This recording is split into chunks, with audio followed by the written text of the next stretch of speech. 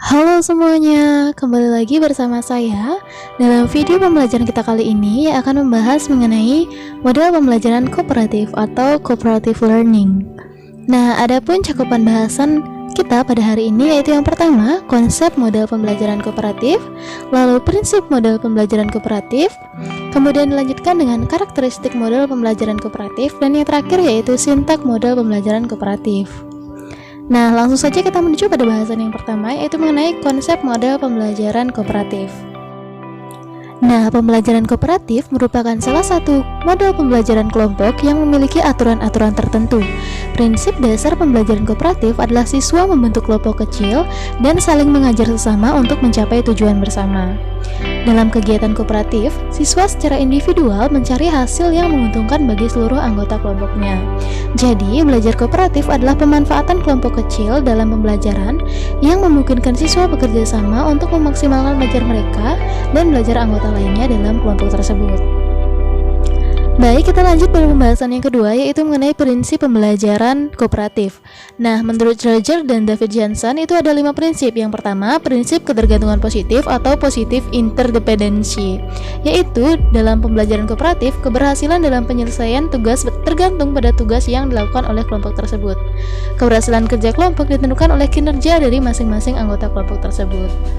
Kemudian yang kedua yaitu tanggung jawab perseorangan atau individual accountability, yaitu keberhasilan kelompok sangat tergantung dari masing-masing anggota kelompoknya. Oleh karena itu, setiap anggota kelompok mempunyai tugas dan tanggung jawab yang harus dikerjakan dalam kelompok tersebut. Kemudian prinsip yang ketiga yaitu interaksi tatap muka atau face-to-face promotion interaction, yaitu memberikan kesempatan yang luas kepada setiap anggota kelompok untuk bertatap muka, melakukan interaksi dan diskusi untuk saling memberi dan menerima informasi dari anggota kelompok lain. Nah, kemudian prinsip yang keempat yaitu partisipasi dan komunikasi atau participation and communication, yaitu melatih siswa untuk dapat berpartisipasi aktif dan berkomunikasi dalam kegiatan pembelajaran. Dan yang terakhir yaitu evaluasi proses kelompok, yaitu menjadwalkan waktu khusus bagi kelompok untuk mengevaluasi proses kerja kelompok dan hasil kerja sama mereka, agar selanjutnya bisa bekerja sama dengan lebih efektif. Kemudian untuk pembahasan yang ketiga yaitu mengenai karakteristik dari model pembelajaran kooperatif. Nah, yang pertama yaitu kelompok dibentuk dengan siswa kemampuan tinggi, sedang, dan rendah. Jadi dalam hal ini dalam membentuk kelompok itu tidak sama rata. Jadi ada yang berkemampuan tinggi, sedang, dan juga rendah. Kemudian yang kedua didasarkan pada manajemen kooperatif dan pembelajaran secara tim, di mana pembelajaran kooperatif memerlukan perencanaan yang matang agar proses pembelajaran berjalan dengan efektif, misalnya tujuan apa yang ingin dicapai dan lain hal sebagainya. Kemudian yang ketiga, membagi tugas dan tanggung jawab yang sama. Jadi dalam setiap anggota kelompok bukan saja harus diatur tugas dan tanggung jawab masing-masing, akan tetapi juga ditanamkan perlunya ada sikap atau jiwa saling membantu. Kemudian yang keempat yaitu akan dievaluasi untuk semua. Jadi dalam pembelajaran ini juga akan diberikan evaluasi untuk semua anggota tim. Dan yang kelima, berbagi kepemimpinan dan keterampilan untuk bekerja sama. Nah, jadi kemampuan untuk bekerja sama itu kemudian dipraktikkan melalui aktivitas dan kegiatan yang tergambarkan dalam keterampilan bekerja sama. Siswa perlu didorong untuk mau dan sanggup berinteraksi dan berkomunikasi dengan anggota lain.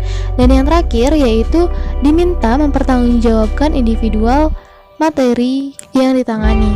Nah, dalam hal ini jadi dalam setiap kelompok itu tidak hanya satu orang yang bertanggung jawab atas materi yang disajikan.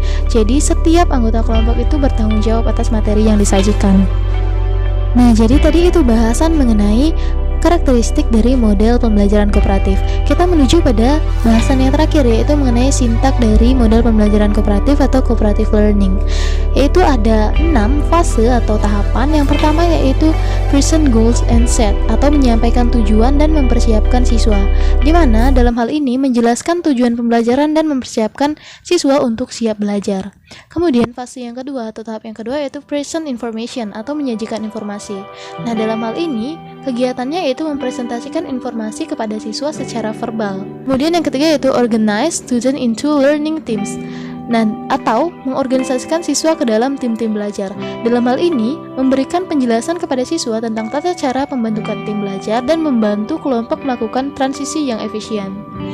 Nah, kemudian yang keempat yaitu assist teamwork and study, yaitu membantu kerja tim dan belajar. Dalam hal ini, kegiatannya yaitu membantu tim-tim belajar selama siswa mengerjakan tugasnya. Kemudian tahap atau fase yang kelima yaitu test on the materials atau mengevaluasi. Nah, dalam hal ini menguji pengetahuan siswa mengenai berbagai materi pembelajaran atau kelompok-kelompok dapat mempresentasikan hasil kerjanya. Kemudian fase atau tahap yang terakhir yaitu provide recognition atau memberikan pengakuan atau penghargaan.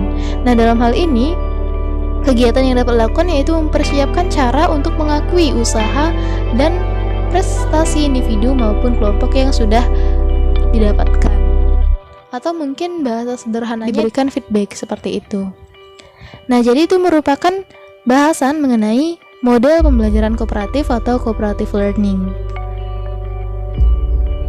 Terima kasih dan sampai jumpa.